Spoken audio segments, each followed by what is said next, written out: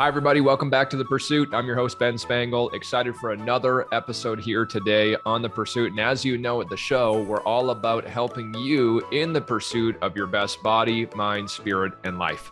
And I have my new friend, Scott Bloom, that I'm excited to introduce you to and connect you with today.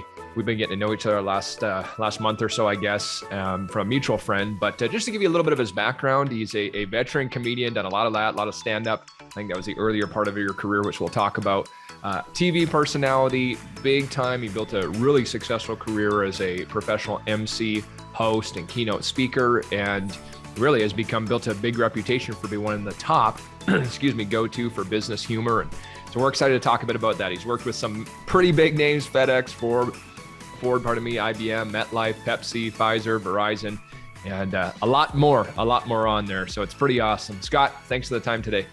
Oh, thanks, Ben. It's sometimes you forget what it is that you've actually done. And when you hear someone, speak about you, you're like, hey, I have done a few things. So that's kind of cool.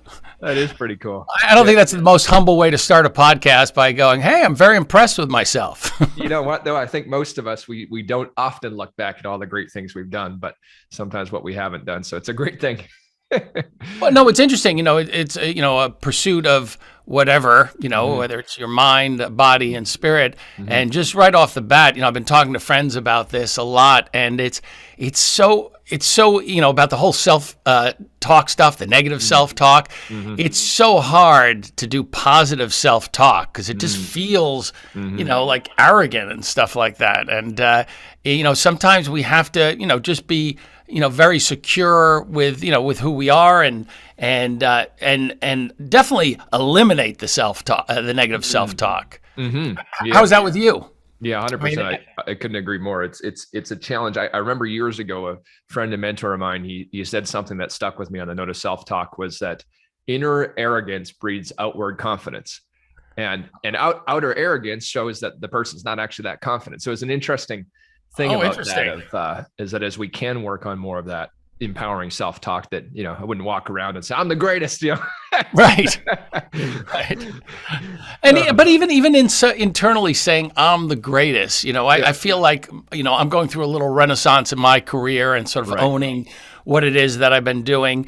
And it's interesting because I'm in a phase now where I'm getting a lot of really interesting positive feedback. And it feels good. But I remember when I used to do stand-up, there was always that trap of, feeling too high about yourself and, high and mighty, I'm so great. And that doesn't feel right either. For sure.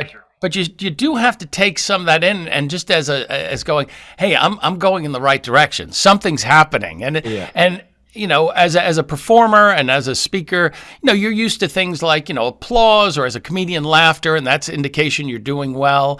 Right. The whole thing about after the show, people coming up and go, oh, you're great, whether they mean it or not. There's a lot of that. Right. So it's really easy to get a big swollen head and get a lot of ego.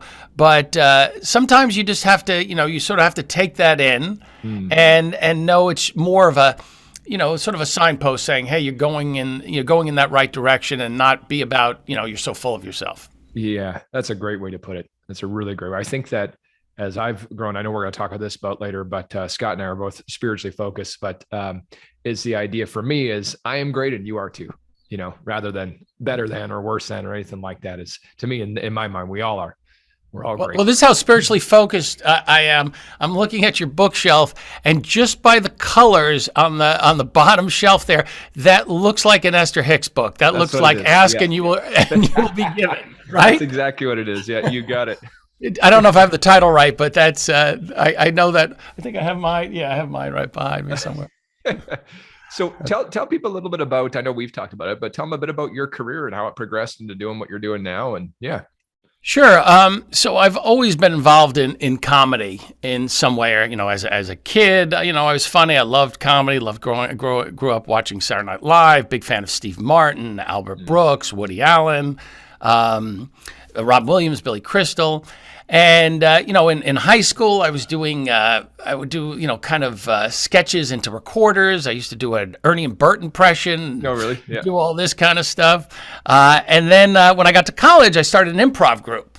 And I based it on, I had seen Second City tour, I think in Houston. I was in Houston one summer. And so when I brought back this sort of improv ideas or doing an improv. I had no training, had no idea. We literally improvised doing an improvisational show. And it was kind of fun, and we would do it outside in the common area, on Fridays and afternoons. We'd do the cabaret, and then I started to do a little stand up. I had a routine about, I don't know if you remember in university, everyone was highlighting things, and it got to the point where you're kind of like addicted to highlighting. And I did a whole sort of addiction thing about highlighting the whole page and getting pulled over and stuff like that. And so I was destined to become a salesman, like my entire family. Yeah, we have a whole line of salespeople, and both my brother and sister eventually ended up going into the telecommunication business. That was my dad's business. I was working for him during summers in college. And at a certain point, I realized, hey, this is what I want to do. I want to do comedy. I want to become an actor, comedian. And, senior year, I had to tell him, hey, I'm not coming back. I'm actually going to go out and go to New York City, where my mom was living, and pursue a career as an actor and a comedian. And so basically, then I did stand up. I was lucky. I did stand up in the late '80s, early '90s. It was the comedy boom. I was working all the time. Within like two and a half years, I was making a living as a comedian, which was it was unheard of to go into an art form. Did the waiter thing and started doing that. And then soon into that, this is like almost the early '90s. Someone needed a comedian to host a game show. Someone quick on their feet. I did that, and the way these production companies would sell you is even after the first one, or even the first one, this guy is the greatest. He knows how to do this and this, and talking about believing your own press. I was like, hey, I am the greatest. I only done it once. And so I started doing these, started creating game show competitions, knowledge competitions. So I got a reputation doing that, and I would design them, and it was all about to reinforce information at the conferences. So that got me into the corporate world. And then they started using me to MC events.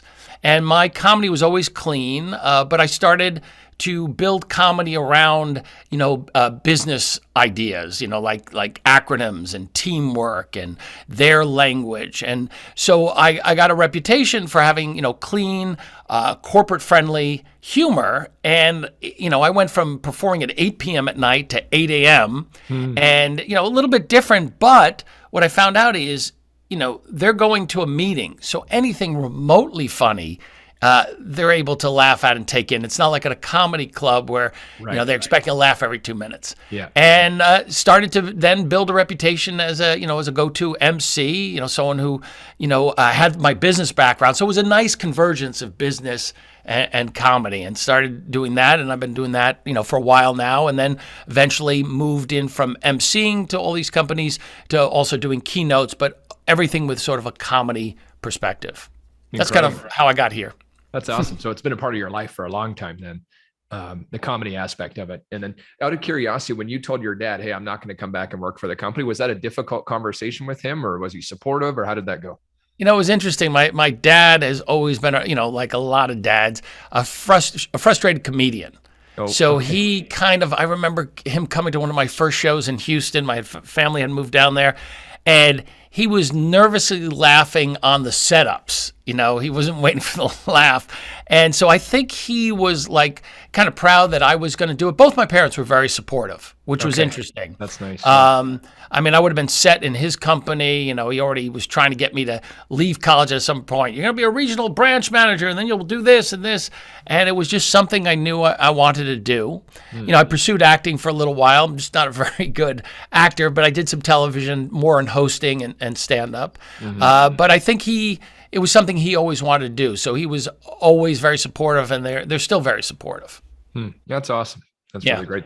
What do you think because I feel like in comedy, I've never done it, but you got to be willing to, I think it's a pretty scary thing sometimes getting into it. What do you think makes a great comedian?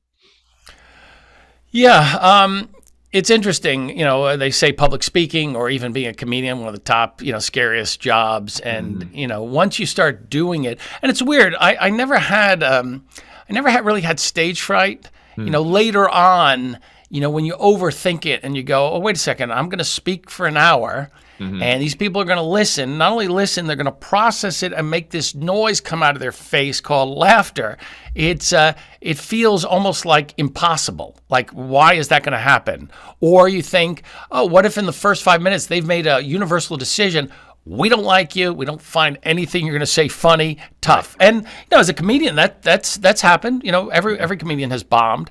It's funny. I've had a much better track record. I don't think I've ever bombed at a corporate show. I might have had a game show that didn't go as well as I wanted, but it was because everyone was going out to get hors d'oeuvres and I couldn't get attention. But for whatever reason, there's with a corporate audience, there's a more, a broader common denominator than it was in the comedy clubs. You don't have, I'm now going on at 11 o'clock at night, or they've been drinking all day, or it's Friday night and they've been working.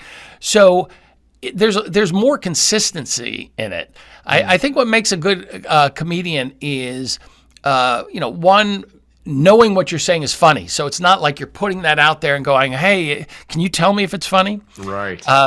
We have to rehearse it in front of an audience, but as a corporate entertainer, as an MC, I don't have places. I don't go to the Comedy Store to try out my corporate stuff. It's almost like you get a sense eventually that, this is funny. It might not be fully baked. It'll get funnier over the time. I've had a lot of bits that started out funny but got funnier. And you can't try out a whole 10-minute thing without trying it. So you try it in little bits and pieces. So knowing that what you have is funny. And then the biggest thing I tell, young comedians or even speakers is that you have to really take the attention off yourself and put it on the audience. So if you come from a place of, hey, I'm really giving you this, I'm giving you this experience, and it's really tough, takes years and years, but get to the point where you're like, if you find this funny and you like it, that's fine, but it's really up to you. So you're not dependent on them, because then you get into that sort of cycle where you can start to spin and you're trying to keep out of your head, basically. It's so interesting that as you talk about that, I find a lot of correlations to business in that way too, and sales and all of that. I was telling you a bit about the business I'm in, that we teach our people all the time about, hey, present it to them, whether it ends up being form or not. I mean, they're gonna have to make that decision. So interesting. And I love what you said about knowing what you're saying is funny, and you're believing in your product, you're believing in your service and what you've got to bring to the marketplace. Oh, there's definitely a correlation. I mean, it's interesting that I was, as I said, I come from a long line of sales people. I think my great-great-grandfather was in sales. That's all we kind of did. Yeah. And obviously sales helps in selling. If you're, an artist or a performer or a speaker, you have to sell yourself. Right. But I think there's definitely a correlation of helping others. I kind of look at it, of what I'm doing as, I think ministry, people might take it the wrong way, but in the term of, being of service and giving, absolutely. I kind of look at it that way. And that alleviates all the stress and anxiety. It's really about getting out of your head. That's the whole thing about, even in sales too. If, people, I always say that, with comedy, it's all done on almost an unconscious level. Like you can say something funny, but it's them somehow on a very unconscious level being very sort of connected to you. And so they, I always say sometimes there's a joke that might be like a 7, but they're responding at a 9. They're responding at 9 because, maybe they feel comfortable with me. I've built a relationship with them. They're like, hey, we just like you. We think you're funny, and so they're not even aware. Because when you think about it, when you're laughing, you don't think about how hard you're going to laugh. It's just instantaneous. Yeah. That's a great point. So on that note, because this applies to a lot of people that are they may be in speaking, or they're running a management team, or they're the manager, or whatever it might be. What kind of tips would you give people with connecting with audiences, and not just necessarily in your world, but I mean, hey, you're running a meeting for your team. That's your audience. So.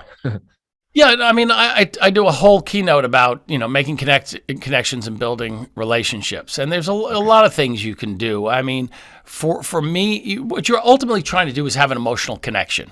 That's the first and foremost. And how you get there, that depends on what you're doing. With comedy, it's laughter. There's the emotion right there. But it's also, making the experience about them, making them feel special, making that extra effort for them.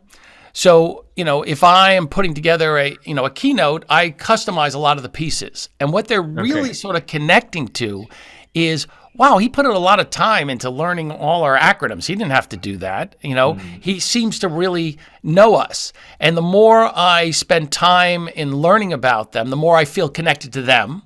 So sometimes it's, learning their acronyms, their language, getting an idea of their business.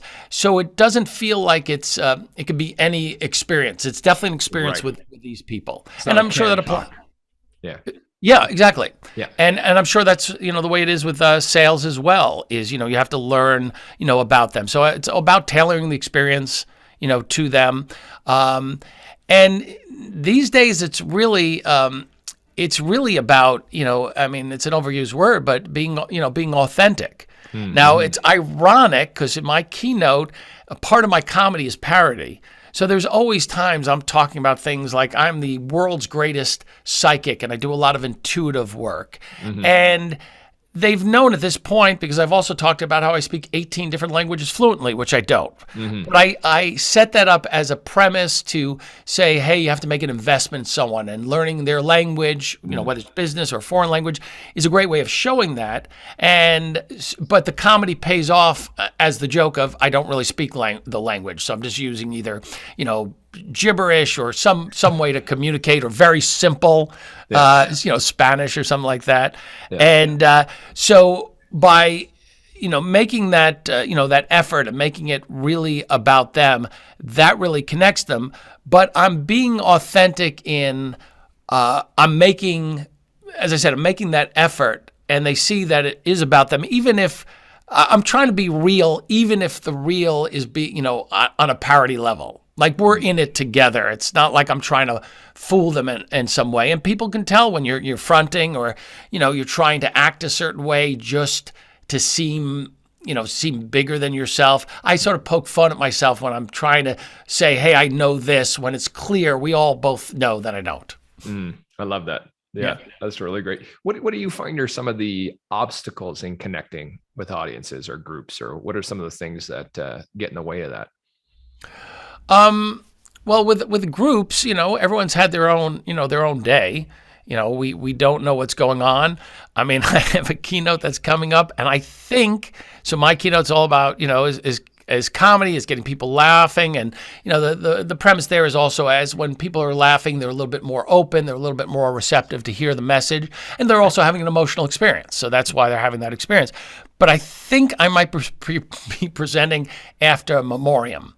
And so that, everyone might be in a certain mood. I'm going to have to shift the energy at that point. Mm-hmm.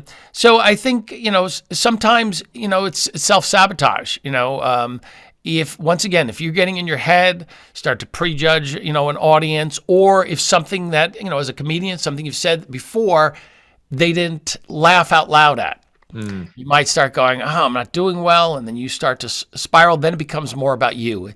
As much as you can keep it out of your head and out of you and put it on them, the best you're doing. And one of the things I've learned recently is, as an audience member too, and especially with the masks, when we used to wear masks, is that we weren't able to, as a speaker, you weren't able to see their faces. Yeah. Sometimes you might not be able to hear them because it's muffled. You can hear a loud laughter. Right. But there's sometimes people are having a great time. They're really enjoying you, and they're not making the noises that, an audience of 1,000 might make if it's a small audience of 150. Right. So you have to sort of trust what you're doing without going on autopilot, because you have to be able to read the room. You have to stay connected. Mm-hmm. But I've always been a big advocate of not mentioning to the audience, making it's the audience problem that they're not laughing. I never degrade the audience or talk, mention, that usually gets a bigger laugh or something like that, because 90% of the time they're having a good time, even if you can't hear it. Interesting. Yeah. So it sounds like a lot of it is very much in your head, a psychological thing of whether you're getting in your own way of kind of sabotaging the talk or message or performance. Yeah. Yeah. I think that applies for everything. I mean, not just sales and comedy or speaking. It's about just how much do we get in our head, and how much do we get in our head even when someone's not there. Yeah. I mean, most of the time, I was just talking to, we were talking a little bit about negative self-talk, and I was talking to a friend who said that there was a lot of that going on. And the interesting thing is stuff that goes on in your head is never happening. That's right. It's never happening. And we're the ones who are making ourselves feel so bad. I realize it might not be for anyone, but I think my Achilles heel is embarrassment, is like feeling like I'm going to do something and be humiliated or embarrassed. And I have to keep that out of my mind, because if I start thinking about that, then I'm just, trying to do what I need to do to not have that happen, as opposed to thriving in that moment and being, fully present. Yeah, it's quite interesting here you say that. For me, mine is worry, starting to worry about things that don't exist, scenarios that have not happened, but projecting them into that they have. And it's something I've been working on a bunch, is how do I shift that thought process and rather than automatically going into it? Yeah. Well, I will give you some advice. Perfect. Give you some advice right now, because I think worry, look, I went through a challenging time after the pandemic, a huge anxiety.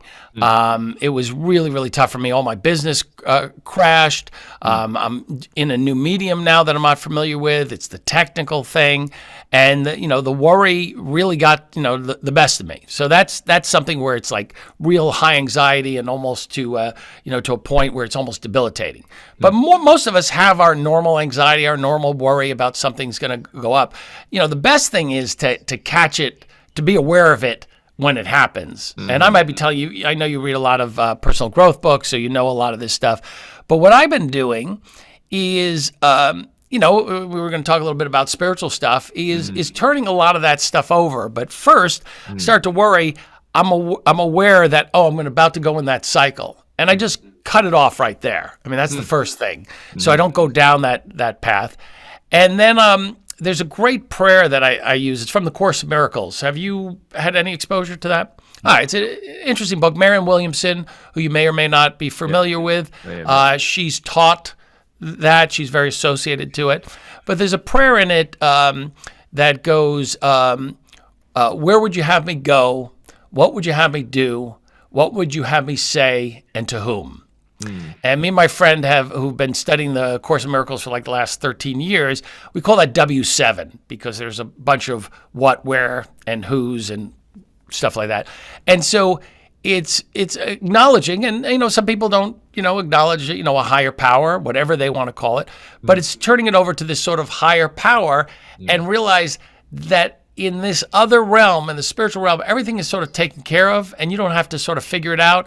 And it's sort of an assumption that you'll be taken care of, that the right person will come in and you'll say the right thing. It's building up a little bit of trust that, because it's kind of scary to think I can do it all on my own. So that for me helps. But, if anyone wants to just take anything away, it's to stop it when it's happening, because it is an illusion. Nothing is happening right now. That's so well said. So great talking about that. I think that, what's interesting is, as I've grown and developed spiritually in the last few years, 4 or 5 years, I was always hesitant in business to talk about it, because I didn't want to offend. I think some people, in my mind, they had this idea of what it was. What I found fascinating, as you said too, when some people may not want to turn over to a higher power, I find most people do. Most people have some kind of faith, some kind of belief, and it may not be necessarily a religious one. Some it is, some it isn't. But most people have some belief in something greater than themselves. And the more I've been communicating with people about it and talking about it, I've been fascinated to find out that almost everybody I talk to believes in something, which is so interesting. So interesting. Yeah. I mean, it's almost crazy because, there's another term in spirituality about surrender. Yeah. And surrender sounds like such a weak position when it's the total opposite, because we're basically saying we're taking our hands off the wheel, and no one wants, that's when you're white knuckling it, and I'm going to take this, and me and my friend talk about the tour guide, or we call it the tour god or tour guide, and it's like it's the same thing. You're in Rome, and there's a tour guide there, and he's going to take you to all the places, but because your ego's in the way, and not sort of the traditional way of ego, but just between the two sides of ourselves, our ego and our spiritual side, says, well, let me just make sure, make a right here or make a left here. Like, he's that's what he does. Yeah. And sometimes it's, it's like the person in the cab, the Holly Hunter character in broadcast news, who's constantly trying to control. It's interesting when we take away control, and that we don't have to that there are people out there that will help us get to where we are. And it's a scary thing because we've been all trained that, I have to do this on my own. No one's going to do it for me. And, just like everything in this reality, there's a lot of paradoxes. It can be this and that. We think it has to be this or that, but sometimes it's being active and passive in the same moment. So it's allowing something else to come in and help you. You still got to do the work. Can't sit on the couch and expect. I thought at one point when I was doing abundance affirmations, hey, I'm doing the work, I'm doing the affirmations, I'm going to sit on the couch and big bags of money with big dollar signs is going to drop in my lap. Occasionally, sometimes that happened, but most of the time you had to go out and do the work. So it's a scary thing for a lot of people to let go and let go of control. Yeah, I've found that's been one of the greatest challenges for myself is having been an achiever for a long time and thinking that I was the one that was making all this happen, and then learning that it wasn't me. I was probably getting in the way more than I was anything else. Greater things were probably in store, and learning to surrender that something greater is in store. And it's a challenge, and it's a discipline and a really I guess a way of being to develop. So it's something I'm working on a lot right now, is getting better at it. That's for sure. Yeah, it's interesting because I've been reading about it and hearing it more and more. So obviously our consciousness gets to a certain level, and the right things at that level come in. And that's right. It really is a lot about, we think if we get our hands involved, we're going to make it better, and we actually slow the process. There's something bigger than us that's going to help us move along. There are going to be some people hearing that and, going, hey, I just don't buy into that. Well, that's fine. But a lot of stuff is going on, and it's like going down that, that river and stuff. And, we're going to bang into a couple things, but it knows where it's going. And a lot of us want to just hold on and not trust. So trust is a big part of it too. You have to believe in this sort of concept and trust that it's going to work, because without trust, that's when you're like, okay, I'm almost there, but now I have to, jump in and take care of it. It's so much more, not only rewarding because, you have bigger things can occur than in your little finite mind, but it's also so much more relaxing. You don't have to deal with the worry. You don't have to deal with the anxiety. You don't have to deal with the anger and the frustration. It's just a better lifestyle. Yeah, I think that's so great. I love that. Really working on it. And yeah, that's for sure. I want to come back to something in terms of leadership and business, and really working on developing humor as a leader. And so I'm curious, obviously it's something you're gifted at. You've been practicing for a long time, very skilled at as well. What would you say to people that maybe they're in the business world or the corporate world, whatever it might be, and how they might be able to start to use some of that to connect more with their partners, their staff, whatever it is? Yeah, that's kind of an interesting concept because in some ways you're either funny or you're not. Okay. So I think I would break it up into two columns. I think the people who know they're funny is to just, lean into it maybe a little bit more. Comedy is subjective, so not everyone's going to find what you're funny. It's right. I would say be more personal first, and then if funny moments will come out. One of the things I have noticed though is if I'm emceeing an event and I've already opened it up that, hey, the audience is laughing. Hey, he looks a little freer on stage. It's not like he's, even though a lot of the stuff I do is set, it looks like I'm just making it up as I go along. But I'm very clear on what's going on. But there is that room to improvise. But it's being open, and I notice all the time that the presenters, the executives, when they loosen up, they do become funnier. If you're in sales, at some level, you have a sense of humor, not because you're in that business, but just that seems to gravitate, people are funny, kind of gravitate into that sales thing because you have to have the gift of gab. You're constantly talking with people. So I think it's, being a little bit more, relaxed and letting that, come out, not being afraid to be personal. I mean, we're seeing a lot of that now in the way that speakers are shifting on stage now.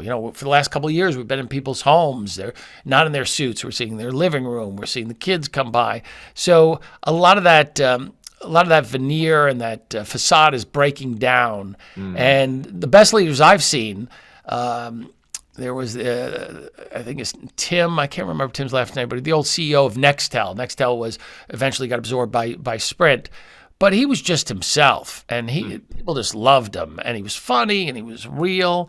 So when you're real, humor is part of who you are. It's definitely not about telling jokes. It's just sometimes things can be funny and not really meant to be funny. It's that kind of loose way of being with people and not being so, rigid and, things have to be a certain way and so sort of strict. I think that opens up more comedy. But I would say just for people just to, be more personal, share some of your life, share some of your stories, ask questions. I talk about how when you start to ask questions and show interest in people, besides them people love talking to you. Right. And I'm sure it's at some level a sales technique. So there's some salespeople who know how to use people's names, right, Ben? Sure. See, how good did that feel? Yeah, how good did that feel, Ben? Well,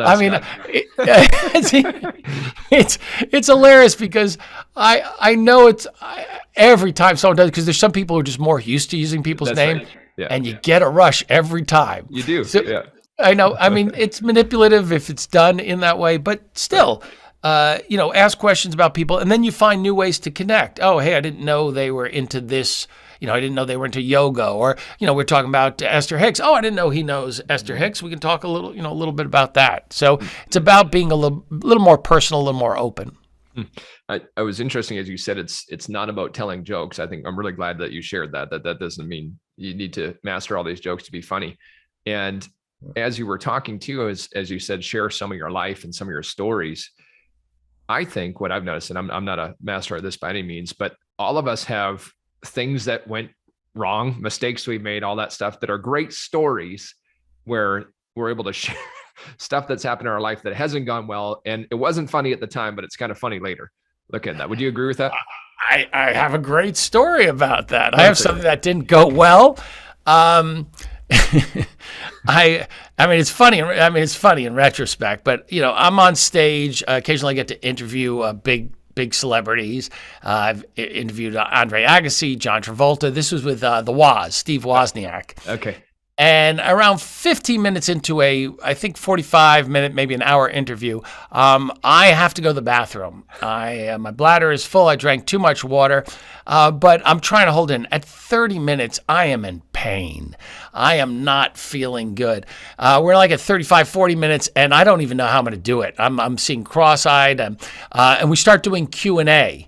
And someone's out in the audience, and after the second question, I'm like, "Hey, let me go out into the house and see if we have any questions." "Oh, you have a question, sir?" And I literally give him the mic, and I walk out in the back of the ballroom. I walk by my producers and stage manager, and they see me leave the room, so they're probably freaking out. For sure. But I couldn't stay any longer, and I'm just hoping he's answering the question long enough to let me go. So I go running to the restroom.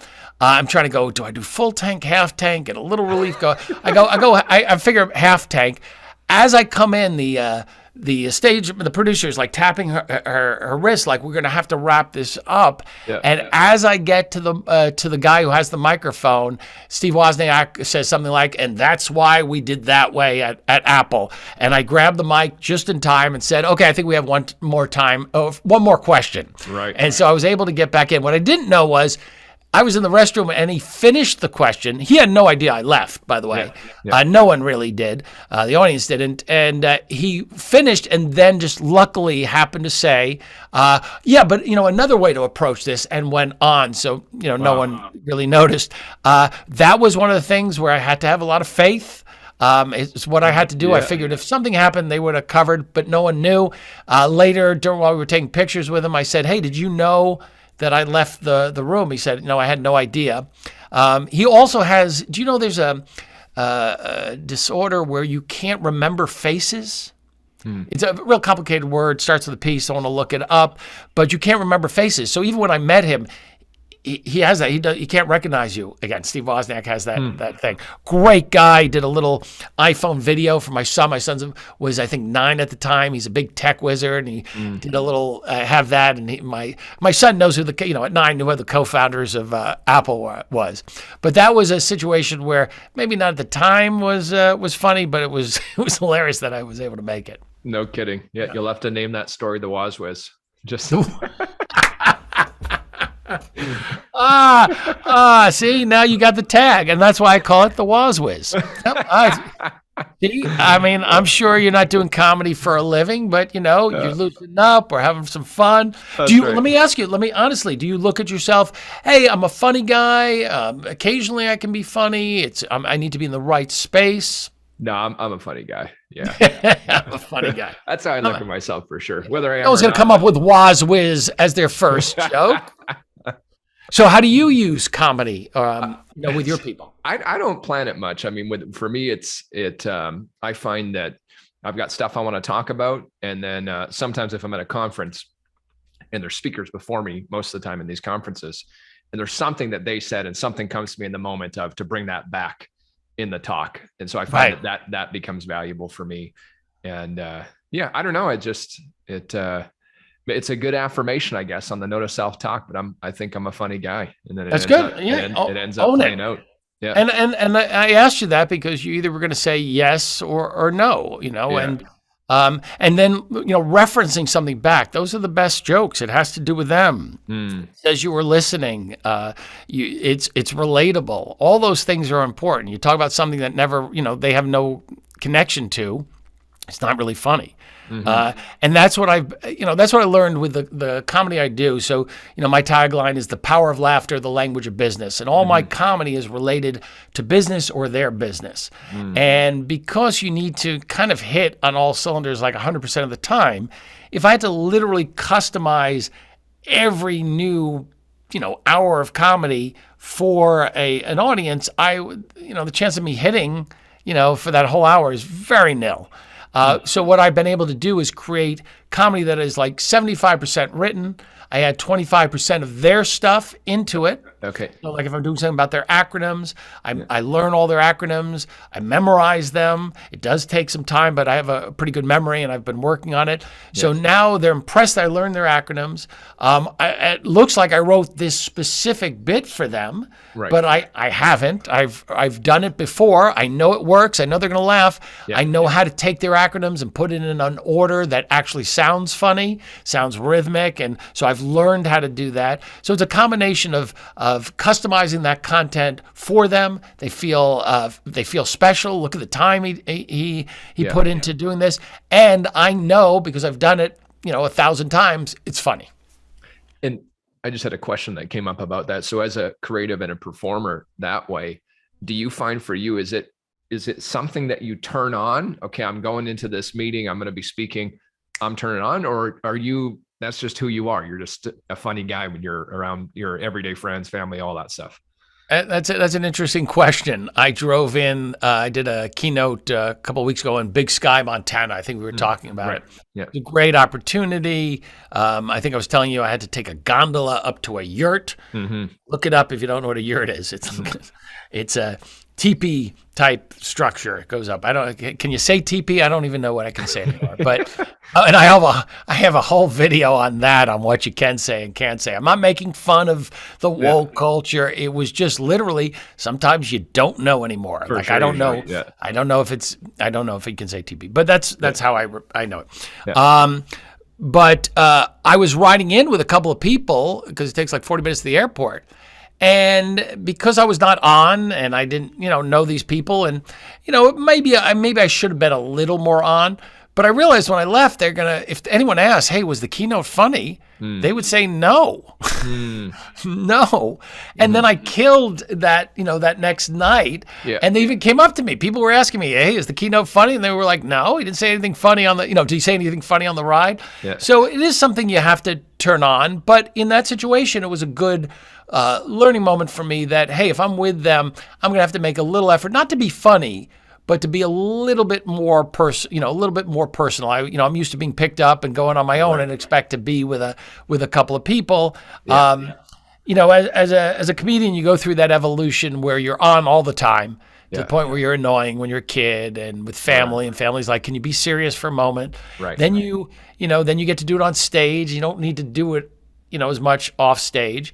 And it's definitely a decision. I have serious thoughts about certain things, but it's not so much saying, hey, I'm going to be funny. It's deciding, hey, I'm going to plug into that sort of energy. And then, stuff that's funny will come out. I think that's great. I love that. I think it would be interesting in that scenario, that story you just told, how they're expecting you're the funny guy. And so the ride is supposed to be, they're just, busted a gut laughing the whole time. And that's always been tough. I remember when I was starting out as a comedian and I was waiting on tables and I told him I was a comedian. I knew because there was the one who was the clown, that one of the guys was the clown. You'd think he'd be, but I was doing my waiting room job. I wasn't going to try to be funny with the staff, and I was probably nervous, was waiting for the first time and stuff. So when I had to say, oh, I'm a comedian, a lot of people, that's not the first thing they think of me, because, I could talk about serious subjects and I like to talk about intellectual stuff. But it's, as you get, and then you come back the other way where you're comfortable with it and the right circumstances to be funny. There's times to be funny and times not to be funny.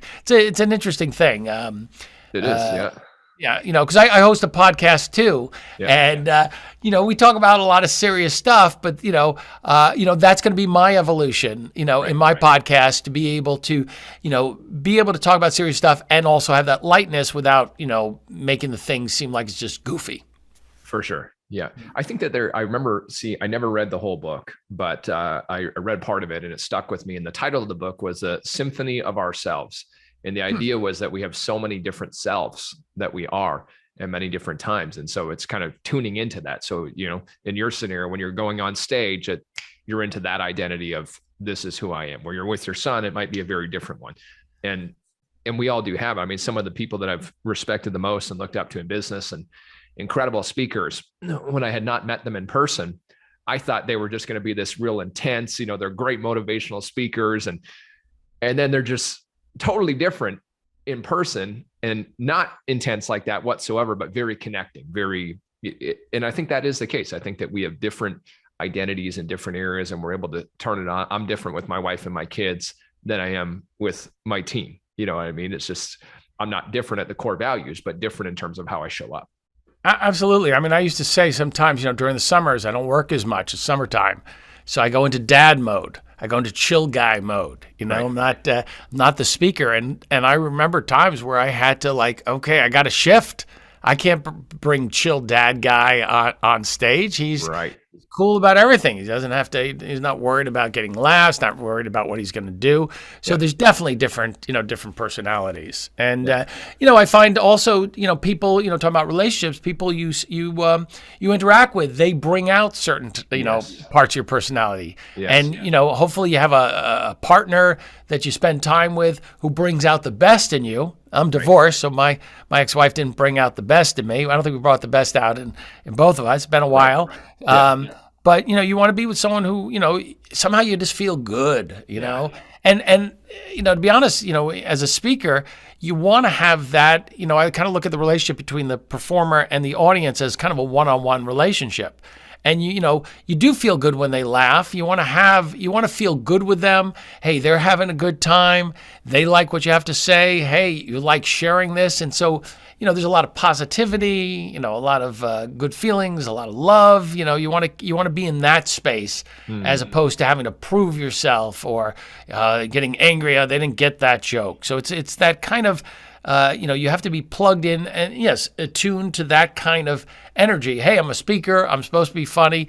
But I think, what was I thinking the other day? Something about just, not just knowing, but, kind of being proud of what you've been able to create and that you have this opportunity to share it with people and not just take it for granted. And I think, as I said, when I came out of the pandemic and I did my first couple of shows, I was like, do I really like doing this? I had that kind of feeling.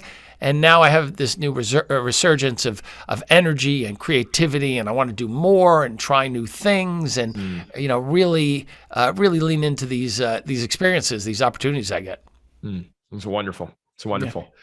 Scott, where can people connect with you? I know your website, Scott Bloom Connects, right? That's your website. ScottBloomConnects.com. Yeah, they can connect there. If they want to watch videos, they can go on YouTube and just plug in Scott Bloom. I'll pop up all the time. There is another Scott Bloom. I was not on Who's the Boss. I don't know if you got that show up in Canada. Tony Danza. Sure. Yeah, Alyssa Milano had a boyfriend for a while who was Scott Bloom. So when I was younger, he was like a teen idol. So Scott Bloom was on the cover of Tiger Beat magazine, all those kid magazines. Okay. But I think I come up on videos a little bit more, but I think he has a couple of my credits on his IMDb. So, but that doesn't matter. But you'll see me, if you were watching this. So that's a good place. And then, on social media, it's always at Scott Bloom Connects. You can see stuff I post all the time, and LinkedIn too. Okay. Awesome. That's great. I love it. So you've had to make a shift as a lot of people have this last couple of years in the pandemic, and really, as you mentioned, kind of recreating, I guess, in a way of how you do business per se, or starting to shift that. So as we're starting to come out of this, I mean, depends where people are, but even where I am in Canada, we had a lot of restrictions for a long time, and a lot of the country's starting to open up again. People are getting back to life as normal anyways, or how it was perhaps. What advice would you give in maybe recreating a new self or starting to look at the future? I think a lot of people were very reflective this last couple of years, at least a lot of people I've talked to, and what really matters and what I really want with my life. So yeah, in closing, what would be your closing comments for moving forward here and creating the success we want? Yeah, I think, everyone has relooked at what it is they do and what they want to do. I think this is the time where everyone should just, that's part of the Great Resignation that's happening. People are like, hey, I don't want to do this anymore. That's created its own problems. But, to really find what it is that you really enjoy doing. I've been very fortunate. Comedy's been part of my life, my entire life, the fact that I get to do that, and I don't take it for granted anymore because it was taken away at one point. I found other ways, other expressions to do comedy because of the pandemic. I'm in a full broadcast studio right now. I got multiple cameras, I got prompters, lights, got a bookshelf. Yeah, love it. Maybe. Yeah. So I found joy in creating videos and doing virtual and digital events. I'm traveling to Atlanta this week to shoot a tour of a broadcast studio, because even though virtual and digital will be around now, there's a new way of doing it now. We've evolved to the point where we don't do just the clumsy Zoom and anything can go wrong. There's a lot of pre-records. People realizing, hey, if we're going to have people's attention for 2 hours, even 3, we got to produce a TV show. Right. There's way too much good stuff, content, even on Instagram for 15 seconds is better than 3 hours of people, Yeah. So you need to make it look a little more professional. So I'm finding new joys in doing stuff on video, creating funny videos, creating, digital content, hosting virtual events. So I would say find out what it is. This is the time. Do what you love. Find a way to do that, and find a way to make money at it. And trust, that get out of your head and stop, negative talking. Hey, I can never do that. You'll never know until you actually make an effort and try. Beautiful. Surrender into it. Yeah. Surrender into it. Exactly. Yeah. I think that I love that advice so much. It's been something that's been on my mind a lot recently, and just that there's a dream in your heart. There's something that's calling you for a reason. It's not by accident. And the more we can step into that was how this whole podcast started, actually.